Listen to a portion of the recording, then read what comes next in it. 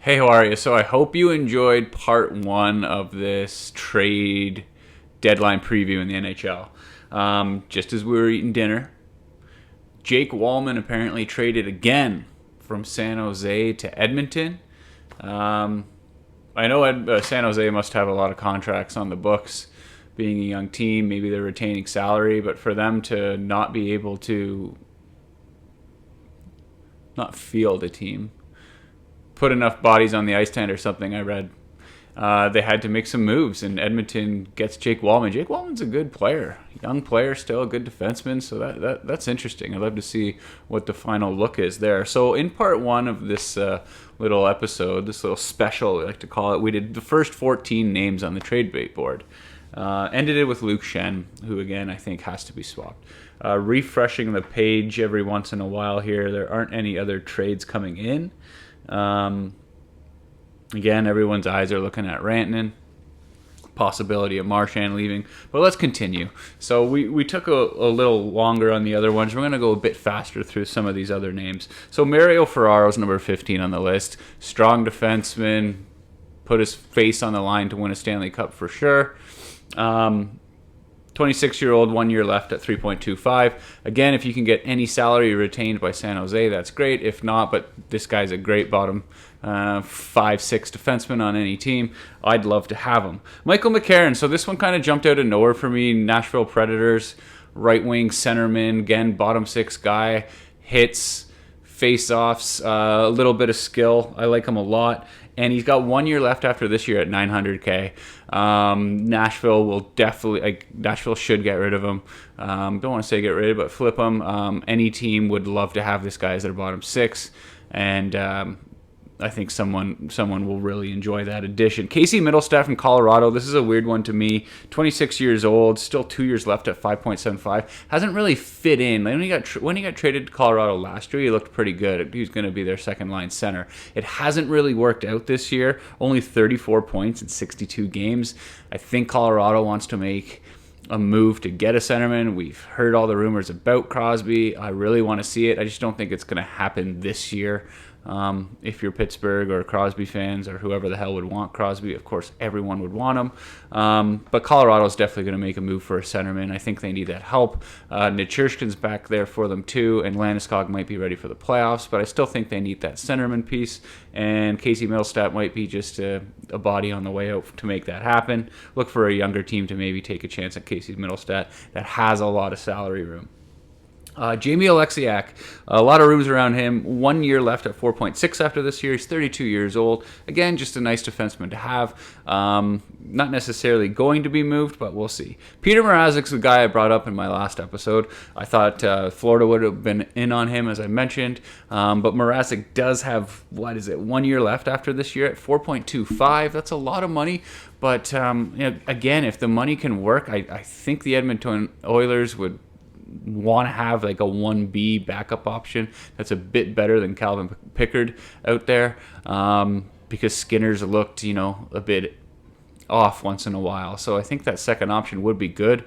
We'll see if Mrazek goes anywhere. I think he should, because they've got Spencer Knight there now and Arvid Soderblom. And I think Soderblom back down in the A, I don't know if that really makes too much sense. I think he is NHL ready, and they could just bounce back and forth between him and Knight. But Peter Mrazek, we'll see where he goes. Number 20 is Nick Robinson from the Leafs. I think ultimately here, the Leafs have a lot of bodies that they could possibly trade, because they got a lot of guys. They got like 26 guys on their roster, and they have a lot of money held up in some dudes. Like Calle Yarncroke, a lot of money. Camp makes money. Reeves went through waivers today. But Robertson's the young guy who doesn't cost a lot, that will probably be, I don't want to say thrown in, but it kind of feels like Robertson's kind of like a thrown in guy, even though I like him a lot. I think he has a lot of skill. It's just I don't know where he fits on this Leafs lineup. If it's not that second left wing, I don't feel like it's a third left winger kind of role, but we'll see. I like his game, though. I like it a lot.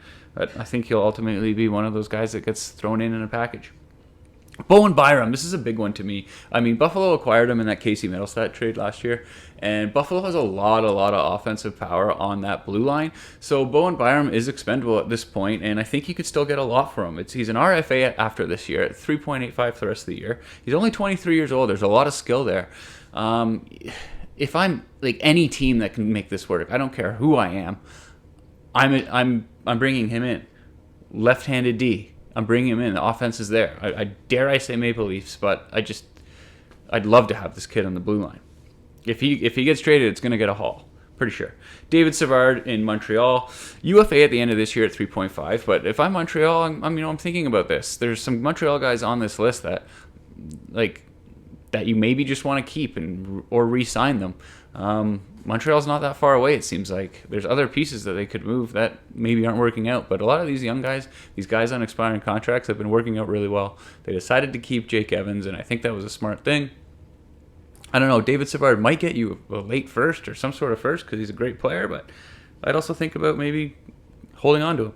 Evander Kane's on here, so it's weird because he was thinking, hey, I want to come back and play, but Edmonton can't really do anything with that right now because they want to make moves, but they can't have Kane's contract come back in. So, hey, could you sit out to the playoffs?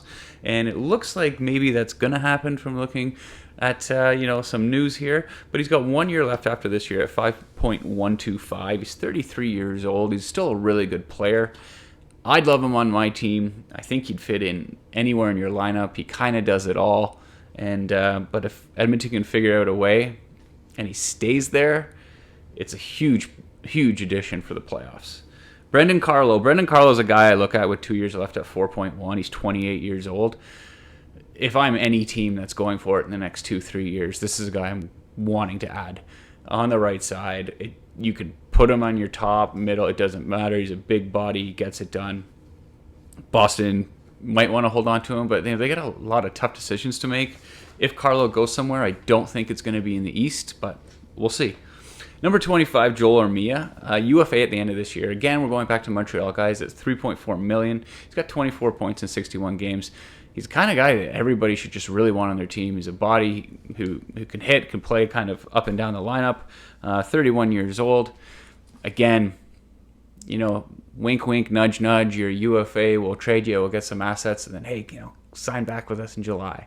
This could be one of those situations here. Could Armia go back? I think it's back to Winnipeg, but we'll see. Is Calgary going to be any kind of little buyer? Is Vancouver going to want to add? Is there a Besser move there? I don't know, but interesting. Alex Tuch, weird one for me, for them to have this on the trade bait board. Buffalo is an absolute mess. Alex Tuch at 28 years old, 4.8 for next year. He's got 47 points in 60 games. I love this guy. He's one of my favorite players. I didn't give him the benefit of any doubt when he was in Minnesota, and then he got picked up in the Vegas expansion, and now he's awesome in Buffalo. Buffalo is not winning games, and it's not because of this guy. He's really good. If he goes anywhere, it's going to be a haul. Again, don't trade him in the East if you're going to do it.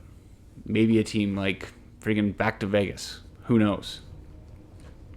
Not a lot of Detroit guys on this list. Surprise. Matt Grzelcyk, Pittsburgh, UFA.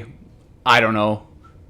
Could be. If he goes somewhere, I don't think it's going to be too much of a big deal. 31 years old. UFA at the end of the year. 30.64 games. Pretty good. I just don't really have a take on where he's going to go. Justin Brazeau, ex-Marley, shout out. Boston, 27 years old. UFA at the end of the year. Only $775K. League minimum, I guess that is. Pretty good offensive something this year at 20 points in 57 games. Again, it's just going to be a depth add here. Like I don't really know who would pick him up, but it kind of does everything up and down your lineup. Anthony Beauvillier, running through this real quick now. UFA, end of the year again. Pittsburgh, if they can get an asset here for this, great. Could he go back to the Islanders for their little push if they're going to have anything? I don't know. We'll see. John Gibson. So John Gibson was rumored to maybe be part of a Carolina deal, an Edmonton deal. At this point, at 31, 2 years left at 6.4. I think this is more of a trade you're going to see next year around the deadline. It's just too much money, and he isn't healthy enough to take that risk for the next 2 years at that hit. I think Gibson's going to stay in Anaheim. We'll see. Luke Cunnin, right wing, UFA at the end of the year, 2.75. Again, just another great piece to add in your bottom six. bigger body. We'll see. Doesn't really have any experience in the playoffs, but we'll see what happens. Ryan O'Reilly, so this is the big one, number 32 on the trade bait board. 34 years old, 2 years left at 4.5.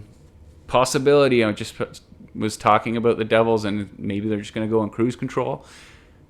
Now that I sit back and look at it, even if Jack Hughes was healthy, and then they had Heischer, Hughes, and Ryan O'Reilly as their 1, 2, 3, that's really awesome. If they can get the pieces to work, and Ryan O'Reilly wants to go to New Jersey, I kind of like that fit a lot. Winnipeg was another one we're thinking about. Of course, the Leaf talk, the Leafs are always in on everybody. I don't really think he's going to be coming back to Toronto. Remember, he didn't want to stay here, although I think that was still with the old GM. We'll see. But Ryan O'Reilly would be a great addition for any team. And they screwed that up anyway, putting Tavares on the left wing. I mean, you should have just went 1, 2, 3, but Trevor Zegras, Anaheim, 1 year left at 5.75. I can't believe they gave him that much money. This kid just seems like he still needs to grow a lot more.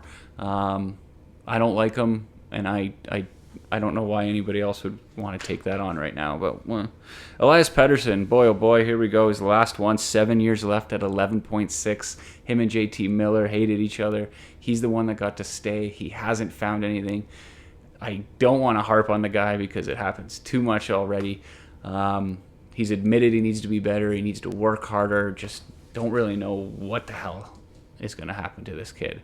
If he wants to play and he works hard, then it's just tough because it's not really producing anything. But we'll see if anybody wants to pick up that contract. It's such a huge risk. Chicago, I don't know. It's got to be somebody with a lot of money and patience because maybe it is just a change of scenery. And then we got a little asterisk here beside the Brad Marchand thing. Brad Marchand's out a couple weeks, but if he's healthy for the playoffs, it would be really weird to see him in another jersey come playoff time. But, I mean, hell, I don't give a damn what his history is. I would want Brad Marchand on my team. Doesn't matter. Give my team a Stanley Cup, whoever the hell I am. I'll take Brad Marchand. Okay, it turns out to be a two-parter. This was a lot of fun.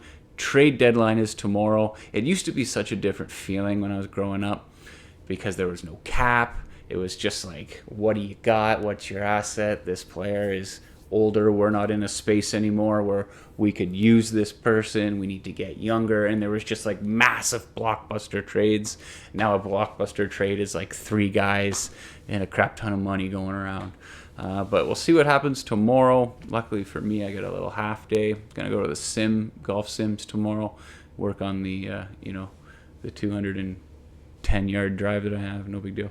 And we'll see. Anyways, enjoy Trade Center. Great time of year. The weather is changing.